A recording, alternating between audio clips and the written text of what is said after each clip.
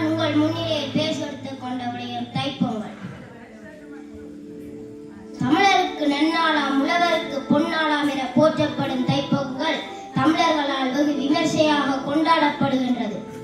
இது உழைப்புக்கு உதவிய சூரியனுக்கும் தம்மோடு உழைத்த கால்நடைகளுக்கும் நன்றி செலுத்தும் முகமாக தை மாதம் 1ஆம் தேதி கொண்டாடப்படுகின்றது.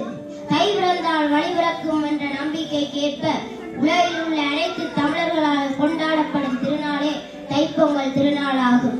தைப்பொங்கலுக்கு முதல் நாள் போகி பண்டிகை கொண்டாடப்படும்.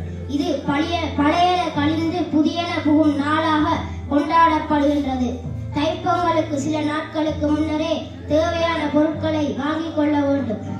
தைப்பொங்கல் அன்று அதிகாலையில் துயிலெழுந்து நீராடி தோய்த்துளர்ந்த ஆடை அணிந்து வீட்டு முற்றத்தில் கோலமிட்டு அதன் நடுவில் புதுப்பானையை வைத்து கோலமிட்ட இடத்தில் இருந்து கதிரவனை வணங்கிவிட்டு புதிதாக அறுவடை செய்யப்பட்ட நெல்லிலிருந்து பெறப்பட்ட அரிசியை இட்டு பொங்கலிடத் தொடங்குவர். பொங்கல் பொங்கி வரும் வேளையில் சிறுவர்களும் பெரியவர்களும் பட்டாசு கொளுத்தி மகிழ்வர். தைப்பொங்கல் அன்று உண்ணும் சர்க்கரை பொங்கலை போல் நாம் வாழ்வும் இனிமையாக இருக்க வேண்டும் என்பதை உணர்த்தும் முகமாக இப்பண்டிகை கொண்டாடப்படுகின்றது என்று கூறிக்கொண்டு வாய்ப்புக்கு நன்றி.